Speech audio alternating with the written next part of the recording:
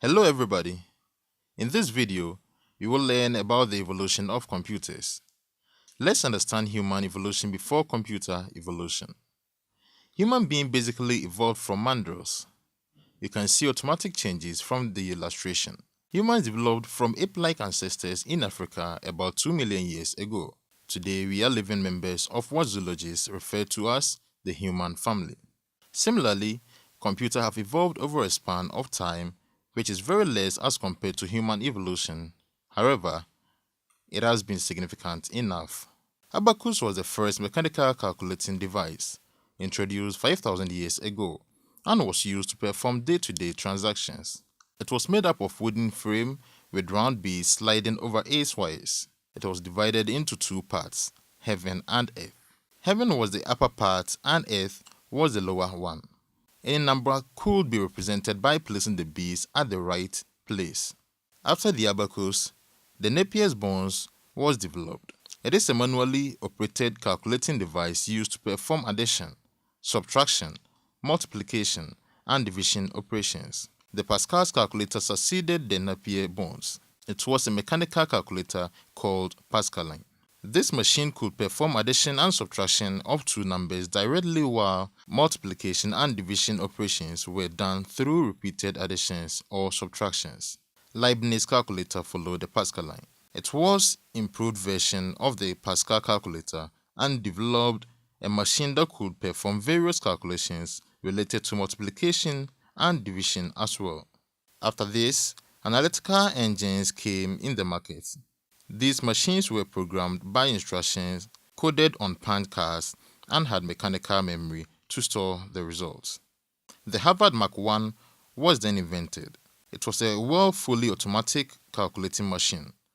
This machine was extremely reliable, but it was very slow. It took about 3 to 5 seconds per calculation and was complex in design and large in size. It occupied the area of an entire room and weighed 5 tons and was controlled by punch paper cards and tapes. To overcome the drawback of the Harvard Mark I, a sophisticated computing device was introduced in 1942 and was considered as the first generation computer. These computers used vacuum tubes as the basic design components and circuitry of the CPU or central processing unit. The vacuum tubes were used for calculation as well as storage and behaved like amplifiers and switches. Punch cards and paper tapes were used for data input and output. Machine language for writing programs and magnetic tapes and drums for external storage. They were large in size and cumbersome to handle, and because of being expensive, they could only be afforded by the big organizations. To overcome the limitations of first-generation computers, second-generation computers were launched in 1956. This generation substituted the vacuum tubes with transistors, which were cheaper, consumed less power, and were more compact in size, more reliable, and faster than the first-generation machines. Assembly language was used in the place of machine language, and computers of this generation were IBM 1620, IBM 7094, and many more. These computers were non-versatile in nature and required high maintenance and a lot of cooling. Because of these reasons, third-generation computers were developed in the year 1965. This generation was marked by the use of integrated circuits or ICs in place of transistors. A single IC has many transistors, resistors, and capacitors along with the associated circuitry. This development made computers smaller in size, less power consumers, more cost-effective, reliable, and more effective.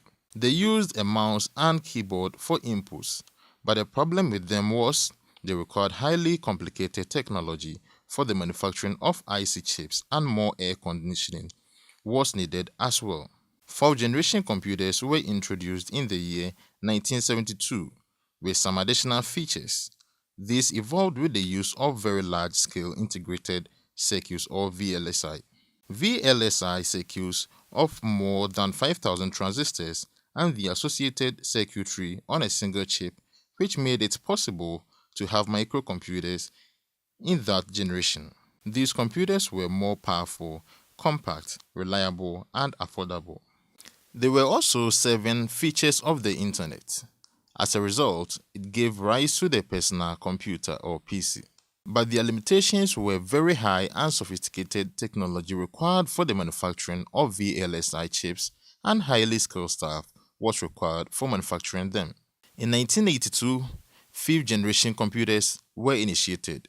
The evolution of parallel processing and AI or artificial intelligence made it possible for computers to think like human beings. 2 prominent advances made in this generation are parallel processing, where many CPUs work collectively to solve a complex application, and superconductor technology, which allows the flow of electricity with little or no resistance, greatly improving the speed of information flow.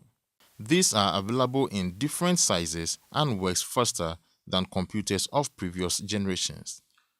This brings us to the end of the section. Thank you.